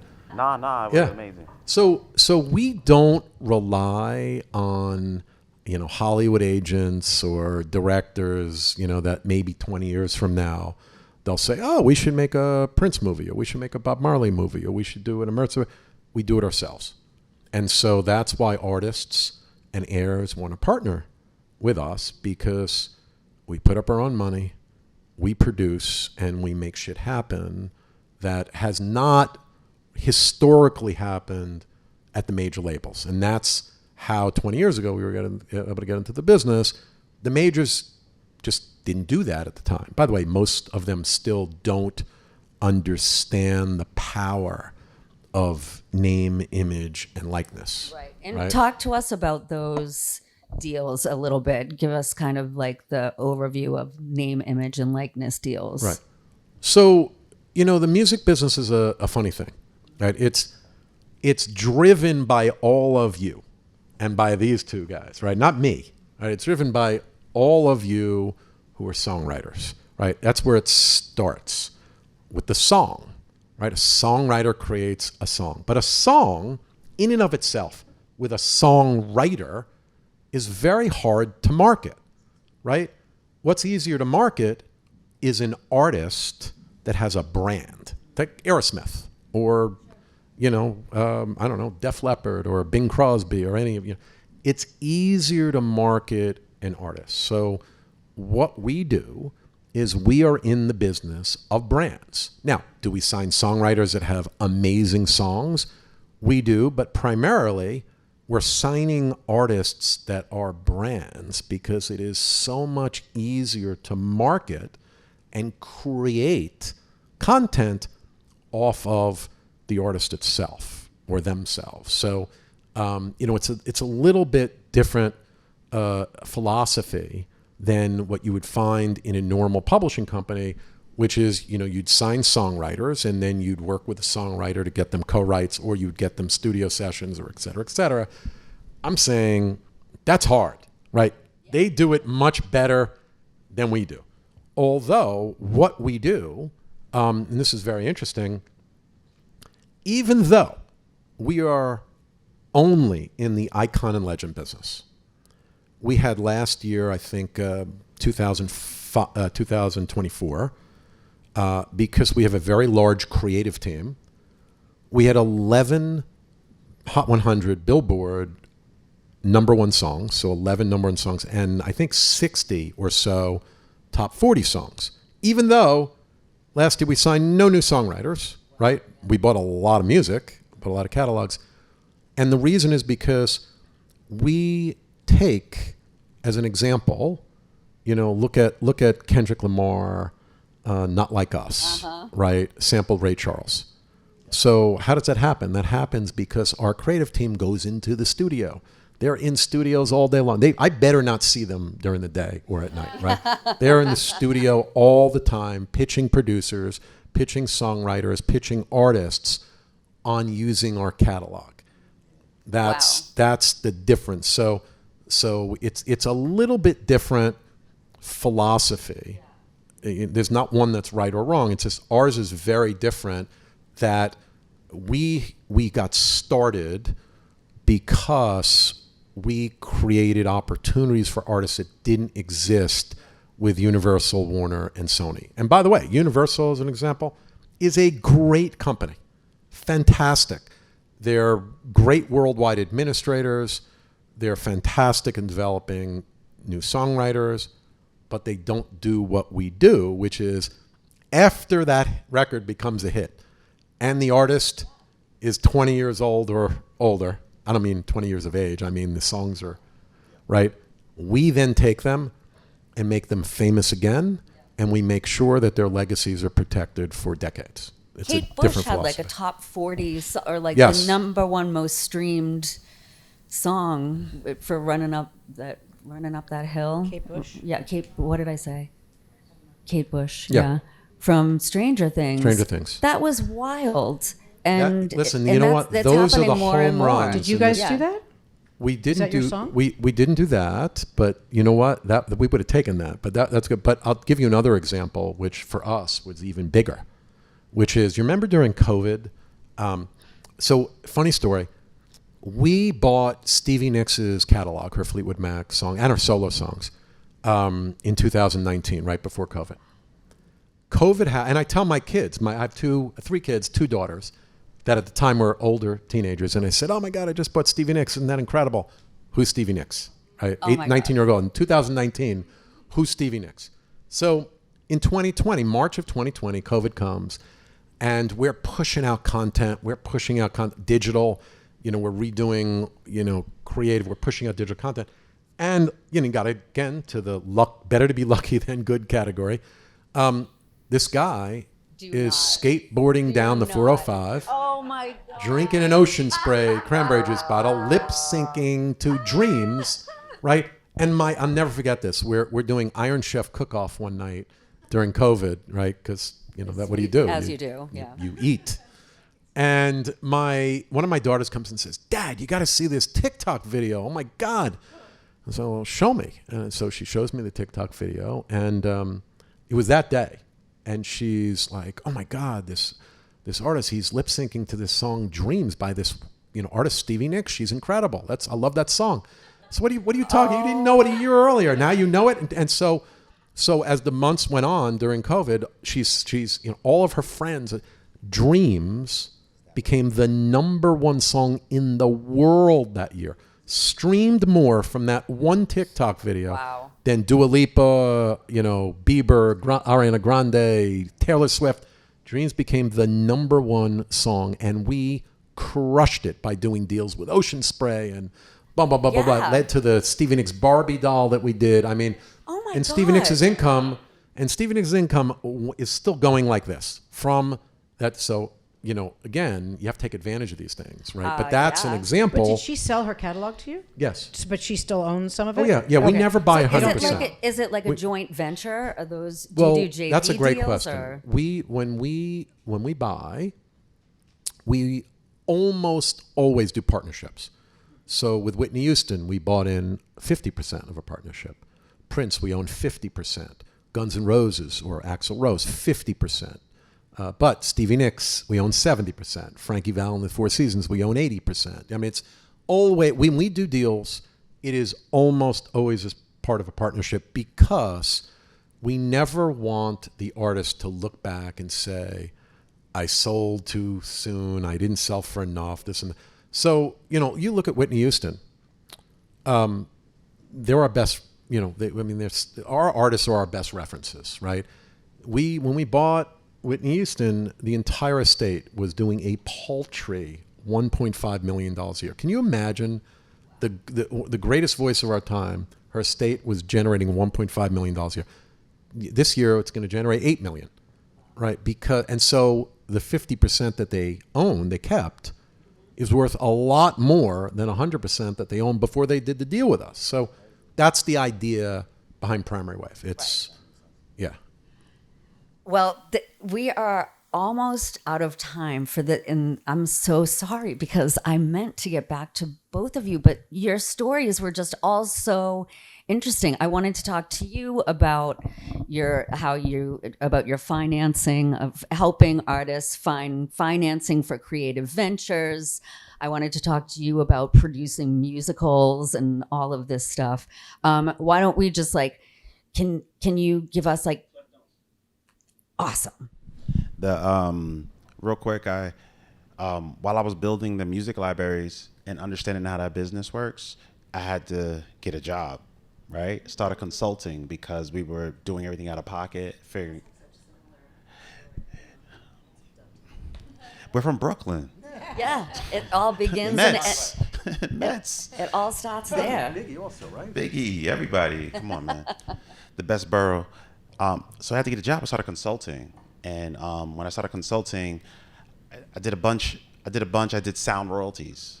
I was consulting for sound royalties, and I didn't really know what I was doing. And then eventually I learned, and I was like, oh, this is What did sound royalties do? Just to sound royalties was a great opportunity for me. They were the only ones doing alternative financing at that time. You couldn't go to a bank and say, hey, can I get a loan against my royalties? Even though it's intellectual property, they only do loans with real estate property, So it was I thought it was fascinating. Alex Heike, my mentors,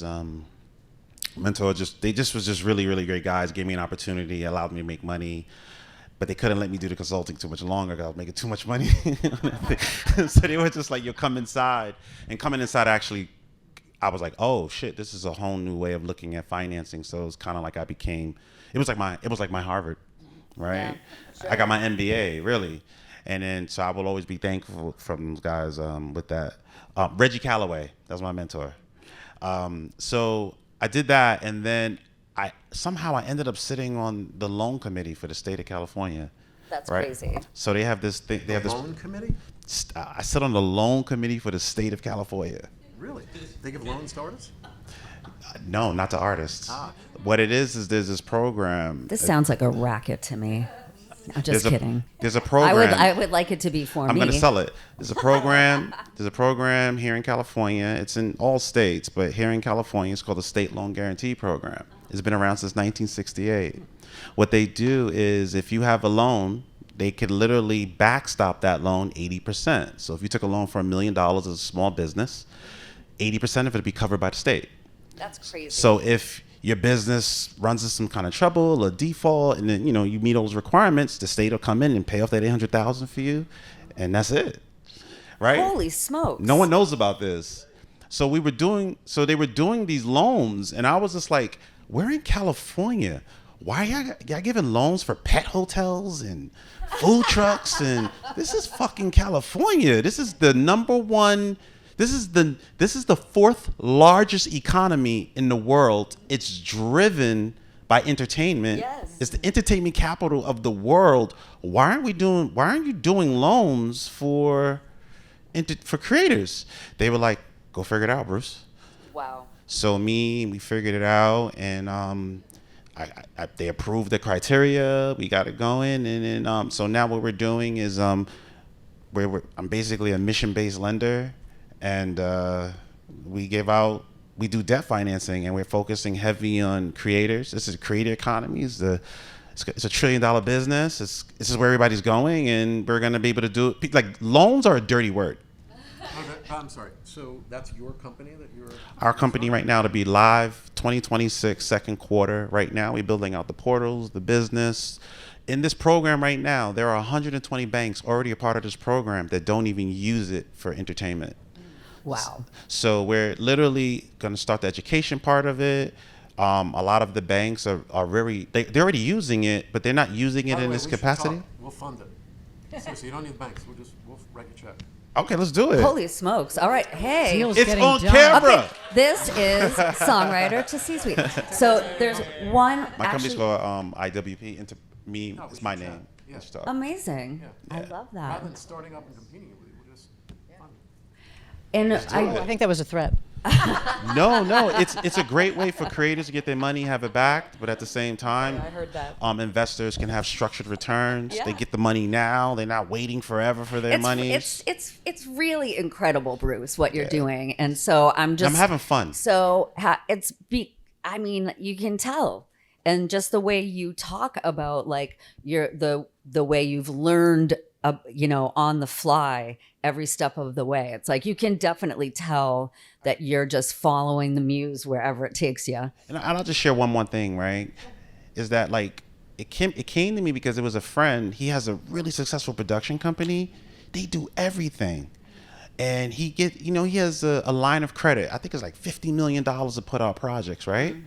He has a lot of money, a lot of access, great projects, great people. They have this huge facility. It's amazing, but when Netflix ran into their freeze, part of his deal structure is he can't fund unless he has what we call a minimum guarantee, an MG, from like a AAA streamer. So when Netflix says, hey, we're not interested in that project, he has no access to that capital. When Prime says no access, he can't do anything. So there's $50 million in money just sitting there that none of these he can't do anything. I was like, this doesn't make any sense. This is just too much control. It is. So we just what is the alternative to it? And then, everybody always thinks about equity. They always want to give their shit away. This situation would allow people to you own your shit, do your thing. And we'll structure it in a way where you just don't lose. Wow. Incredible. And the one thing that I realized that I wanted to ask you about, Anne, is your neuroscience Yes, I'm back to experience neuroscience. came back around. It did. I know, and it's so crazy. with what you're doing now, which is insane, and I just want you to share that pivot with our audience. Okay. Yeah. So unless there's something else you wanted to. No. I mean, so as I said, I was a neuroscience major in college, and then I've always been interested, but I haven't obviously done anything in that world for the last 30 years. And then I joined something called the NeuroArts Blueprint, which combines neuroscience and the arts. And it's like a really burgeoning field right now, because they're finding that, music reaches people with Parkinson's and Alzheimer's, and there's all this like brain music stuff happening. And I met a woman who is a postdoc at UCLA, and she and I applied for a grant from the NeuroArts Blueprint. Renee Fleming, who's like a famous soprano, she gives out, they're called like investigator awards. And we applied with her boss, who's like a big professor at UCLA, Marco Iacoboni. He's an amazing guy who studies empathy and the brain and whatever. And he's always been interested in music as well. So we came up with a study idea. We're studying neural polarization as it relates to musical genre. Because we read a study where a guy put people in an fMRI machine, which measures your brain function, and he showed people that were conservative and people that were liberal the same news clip. Like they saw the exact same thing, and they found neural polarization. So like people are polarized on a biological level. Wow, that's incredible. Which is really scary. So we're doing it for musical genre, but we're going to try to intervene and see if we can heal the world by getting people to like the genre they didn't like before. Not aware of that, but just that their brain responds differently to it. And get everybody Yeah. from both political sides closer to the... Exactly. We're trying to make people meet in the middle a little bit. And seeing if we can synchronize people a little bit better. So so that's what I'm doing that's this week. Yeah. Who knows, You've been on this for a while though. I've been moving towards it and interested in it, but I didn't think I would actually get to go and like put people in a machine. Right. That's fun. It's fun, yeah. Yeah. And we're using like all unfamiliar songs, because familiarity creates certain brain activity. So we're using unfamiliar songs. So I'm in like my old catalog finding songs that no one's ever heard except for me and Scott or whatever. Yeah. Are you making one up right now? No, this is your song. Oh. So we're going to take thank you so much, you guys. Let's give everyone. I've just been so taken with your stories. I just didn't want to interrupt.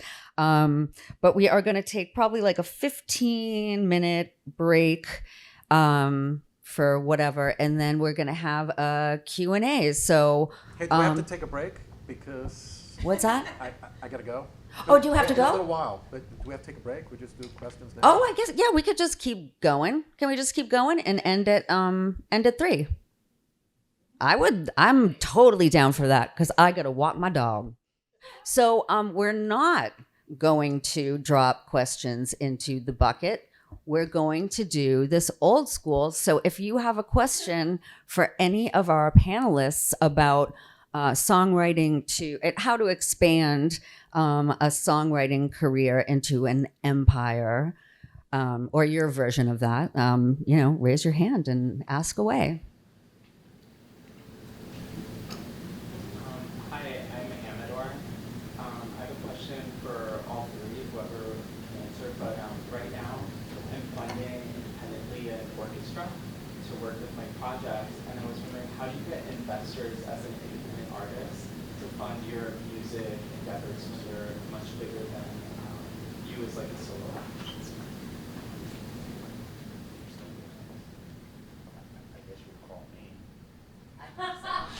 He's running a loan thing. Yeah. Yeah, I could be it.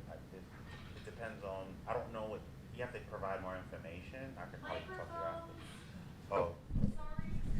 Oh. I don't know. I would need more information, but so maybe. I mean, it's really hard. Yeah, it's really kind of difficult. If you don't have a catalog or you don't have an income stream, Denise is not giving you a loan, right? So the idea, that's what labels are for. Mostly, probably not publishers, but that's what labels are for. And if they like your creative work, they'll set you up. But it's going to be very hard. I just can't sugarcoat it. You could try a GoFundMe. Yeah. If you have like a demo of what you want to make, but it doesn't have the orchestra on it, like you have a fake orchestra on it, you could put it up and see if people want to help you make it real. What the number one question is going to be, what's the return, right? What's the return? What do they get for doing this? And if it's a loan or whatever, how do I get my money back? And then how do you structure that creatively? But again, I could talk to you afterwards though. There's different ways to kind of look at it, because like for example, like to give you like a really new way of thinking is if somebody shoots a music video, right? Technically, in my world, that's a short film. So if you're shooting a short film, you structure it as if you're financing a film, and when you're financing a film, that's a different kind of investor. So there's it's just a thought process and a way of thinking, you know.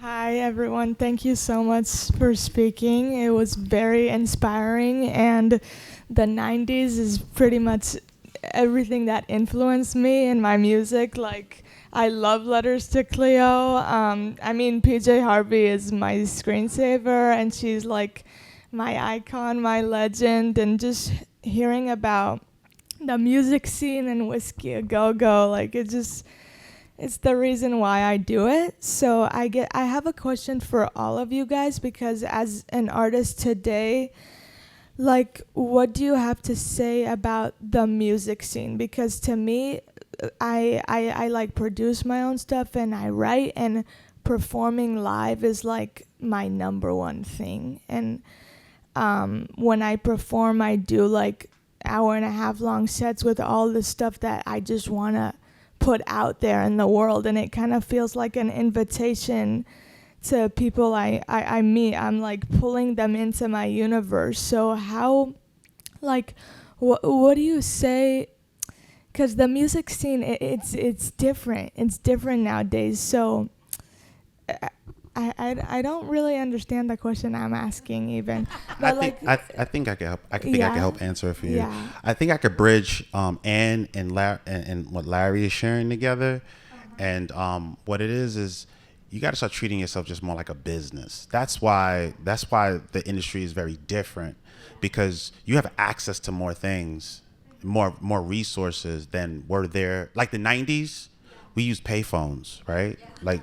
No, real talk. I'm just telling you, use the payphone. Now, like, giving somebody your phone number is like water. Like, it's just like whatever. You could find it anywhere. You could chat GPT somebody's. Like, you could get whatever you want now, right? So what it is about, you got to, like, look at yourself more as a content creator. Like, music is content. You know what I'm saying? It's not separate anymore. You're a content creator, and then as a content creator, you are a small business. As a small business, you got to move a certain way. The big thing, you talk about the 90s, right? The big thing between the 90s and today is that it would be in the 90s, and even in the early 2000s, it would be very hard for anyone here to succeed unless you were signed to a label, right?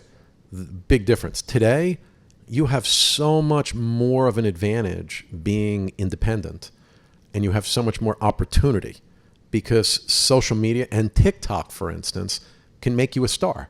Whereas that was never the case. You needed to be on the radio in the 90s and in 2000 and 2010. That's not the case now. Every single person here can succeed and become a star, if that's what you want, and make money on your craft, music. You couldn't do that in the 90s.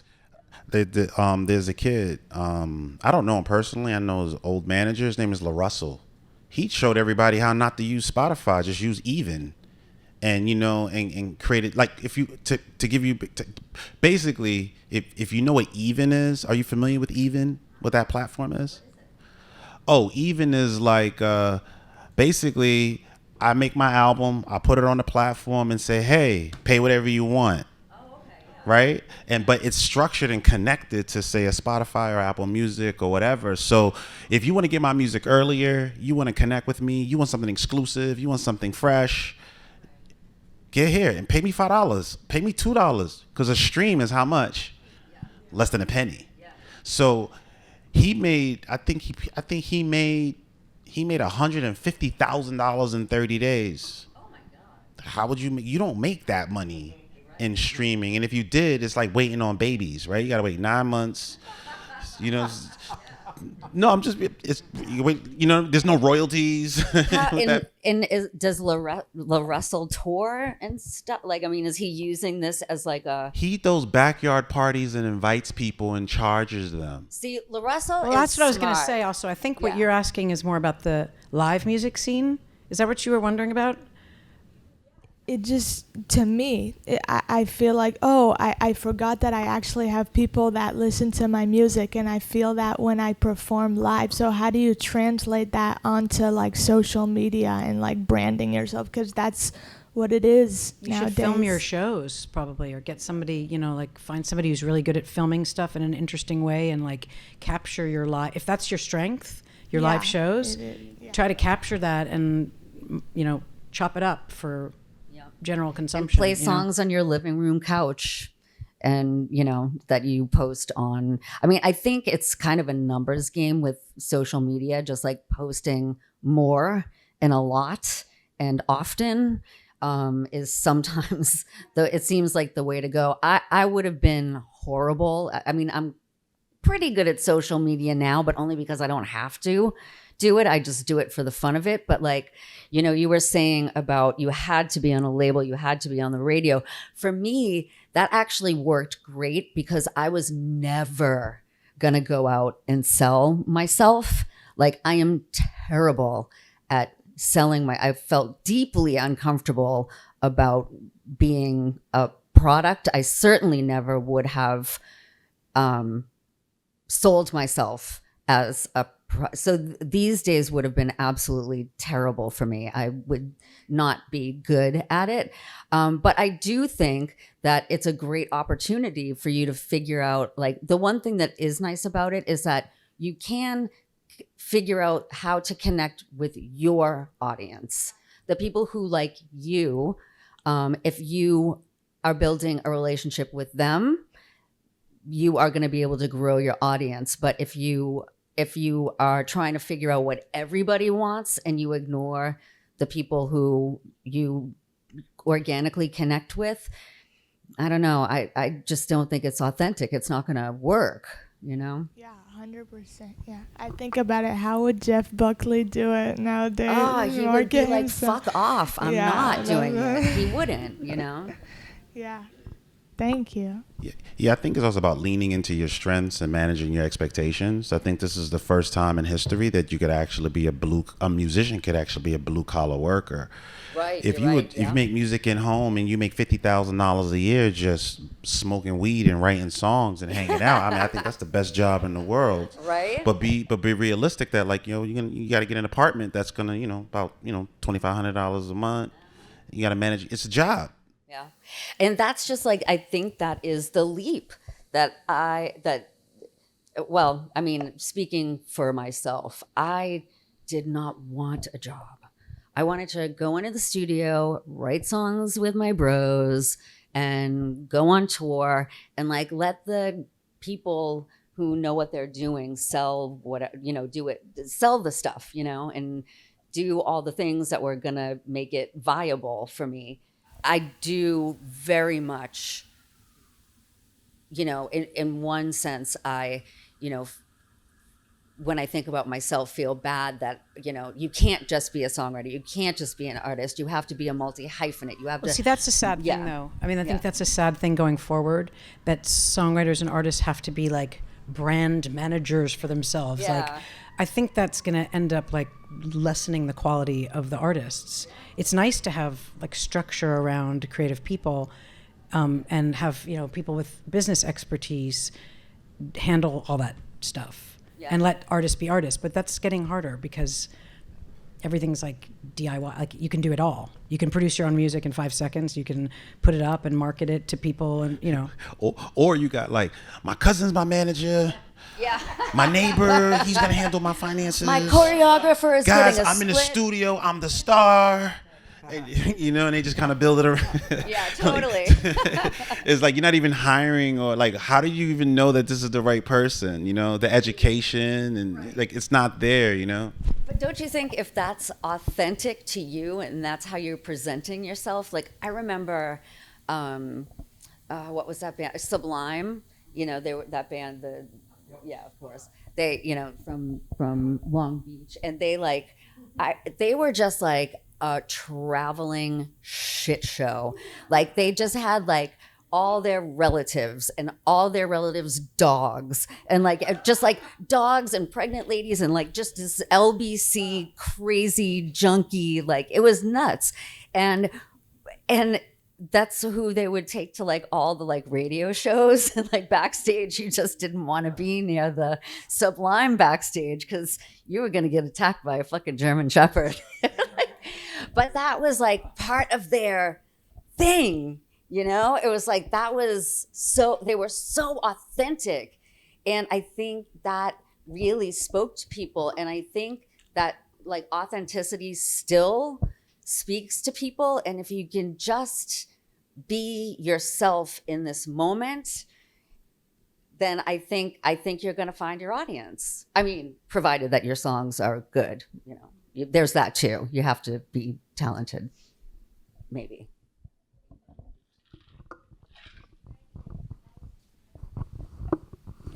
Hi, I'm Crystal. Thank you for doing this. This is so good. I feel really blessed to even be here. So my question is, and it might be more overview with SONA. Wow, you're really in there, huh? Okay. I just felt that. Thanks, guys.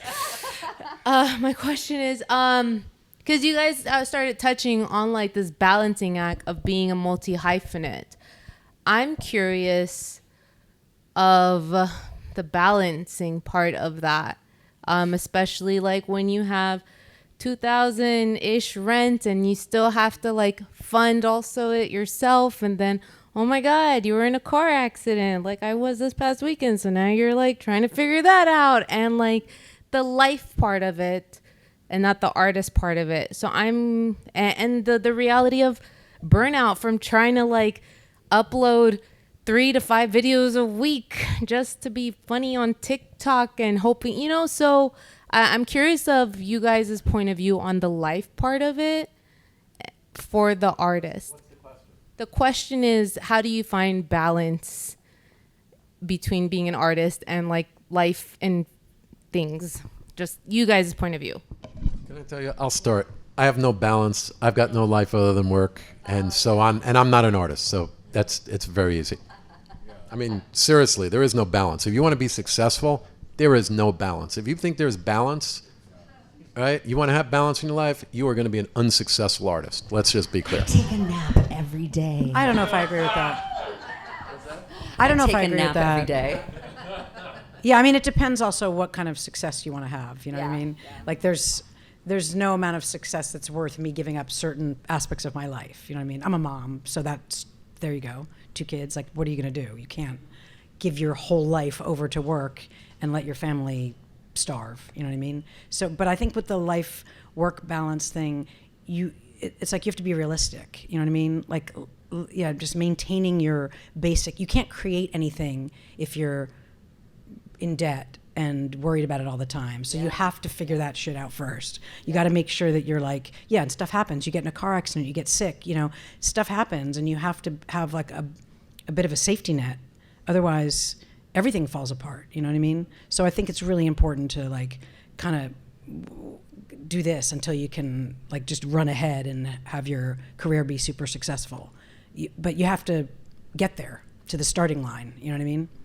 My suggestion is kind of like a balance of what they're both saying. It's like, if you're going into this, you have to be really clear on what you're going into. Like, you got to be like, this is a lifestyle. It's not a job. We may say those words, but it's a lifestyle. When I made my decision, I chose that this is a lifestyle. I sat down with my wife. I had a kid. I had whatever. I'm like, yo, look, I have more earning potential than all of y'all. We got to figure this out like this and that. I need you to hold us down. I'm going to be figuring this out. No, I literally had that conversation because for me, it was like, I got a kid coming. I got to figure this shit out. If I don't figure this out, I can't do both. I got to figure this out.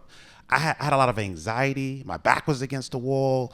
I used to work for Planned Parenthood. They weren't paying me nothing. So when I was going into it, I'm Jamaican, man. So before I really got it, like I I was in music and it was like a hobby, but when I really realized that it could be real, I had to talk. My team wasn't just a team in music, it was also my team in life. I stopped separating stuff. You know what I mean? I had to go like, wait a minute, hold on. Like, you're part of my team. Like, you're part of my wellness. You're part of my ex-wife is a vegan. So food, how she, like, it's a certain mindset. It doesn't work. Like, being a vegan and then being in studio at night, it doesn't work. There's nothing to eat. I'm being honest with you. These are the decisions. I was like, yeah, I'm gonna try this vegan thing. I'm gonna be veg. I'm like, I can't. I need meat. I need food. I need potato chips. It's 3 a.m. Yeah. Like, I'm going to Fat Burger. I got, like, it's 3 o'clock in the morning. I'm starving. So all I'm just trying to say to you is, like, it's a lifestyle. It's not. You can't just you can't separate anything. You gotta, like, bring it all together. Figure out your team personally, your team in business, and then get everybody on the same page. And then when you move, everybody has to be in sync. I'm sorry. I mean, that's the only way I could explain it. I think because that's there is great. no balance. You know, I'm being honest with you. No. Don't take it back. I think you expressed it the best way that you could, and I think you're on point. But I think it's a little bit of what everyone's saying here. It's just like you got to be a little bit of. It's like this: you're trying to lose weight, or you're working out. One day you may not go to the gym. The next day you pick up what you didn't do the next day. You might eat bad one day. You know what? I'm gonna fix it up today. I'm gonna fast. I'm gonna clean it up. Get back on track. You know what I'm saying? You got to meet yourself where you're at. I like that. Ariel's coming to break us up. No, I just want to jump in with a couple of things. 3 things I think with that. One is that this idea of work-life balance, that's like a seesaw. It's either one is up and the other's down, or one is up and the other's down. And that's not really a viable way to live, because you're always stealing from Peter to pay Paul and back and forth. But I think if you can think about your vocation, music, songwriting, and your self-care and your relationship or family or whatever that is, you know, the other person or the other thing out there, it's how can you integrate it all rather than stealing from one to pay the other. And so they're not in binary opposition to each other. There's a way to figure out how to integrate that. And I would point you and everybody else to, first of all, the sonafoundation.com website. Under mental health, there's a lot of stuff on that page that is not just mental health, but it's other resources in the industry. In the 90s, I mean, lots to love about the 90s. PJ Harvey, love her. However, there were no resources for songwriters back then. Am I wrong? There was nothing. That was when I was starting out too. There was no organization that was supporting mental health. There were none of these things for those of us in the room. This is a really great time when there's SONA Foundation for this stuff. There's SONA for the other stuff. There's Backline.care. There's the Music Health Alliance, there's Music Cares, there's Sweet Relief. There are a lot of resources out there that did not exist back in the day. And so we have a bunch on the SONA Foundation website. A lot of free support groups that happen weekly that are, you know, Zoom-based, so all of that stuff. And there was one other thing that I wanted to say on that, but I can't remember. So let's move on to the next one. We're gonna lose Larry. One more question. Do we have you till 3? Yep. All right. We got 4 minutes, bitches. So I saw your hand up first. You guy in the back with the. Hi guys, thank you so much. This is awesome. I've been a full-time independent artist for 20 years, and I've had some relative successes. But speaking Larry in particular, the idea of monetizing a catalog. Yeah, I've had some relative success with syncs. I've had some relative success with streaming. I have 8 albums of solo material, but also a bunch of other stuff that I've either produced or co-written that I invested in.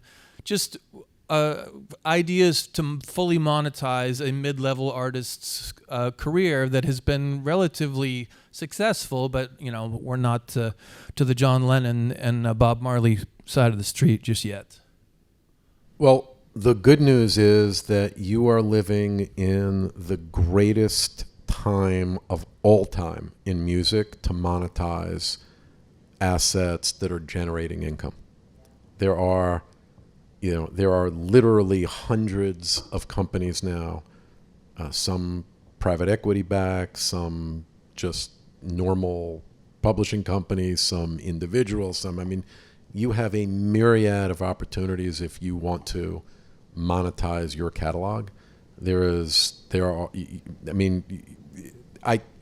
just very easy right now. For example, yeah. Well, look, I'm going to say we don't look at any more catalogs that are less than $5 million of value, right? It's too small for us. But Sure. There are dozens and dozens and dozens and dozens of companies.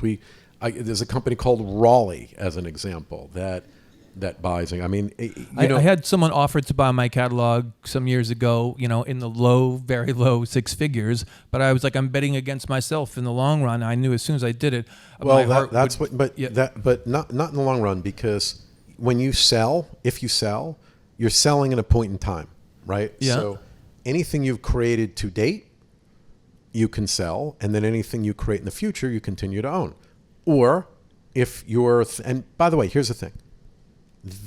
Multiples will never be higher than they are today, right? Never. So if one is getting older and they want a capital gain event, never has there been a better time to sell. Because right now, if your catalog is generating $10,000 a year, well, it's tax rates. Let's say it's generating $100,000 a year, okay? And you're in the top income bracket, right? You're paying ordinary income rates. Ordinary income, you're getting taxed the highest possible amount every year you can get taxed on. If you sell it, it becomes a capital event, which means that you're paying capital gains tax, not ordinary income, which are dramatically lower. There are reasons why artists want to sell as they're getting older, because the dollar impact to them is enormous, right? So, again, you're relatively young, looks like. And Relatively?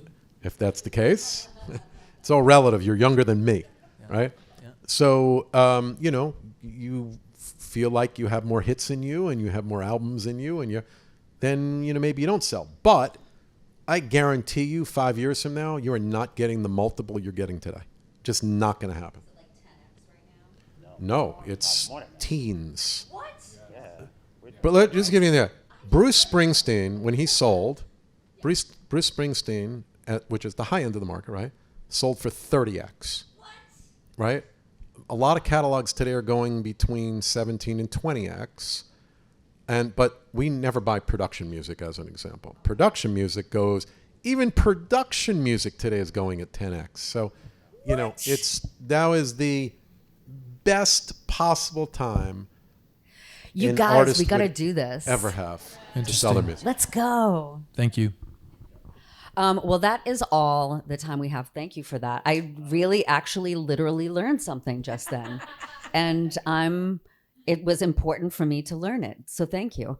Thank you to our unbelievable panel, Anne and Bruce and Larry, and to our amazing, dashing John Bittrick for being our MC, and Ariel for just for babysitting me, basically, and taking care of everything. Thank you all for being here. And this is going to be our last Music and Money for the year, I guess. And we'll be back in 2026 with a few changes and more conversations. And we will see you then. Thanks for coming to Music and Money.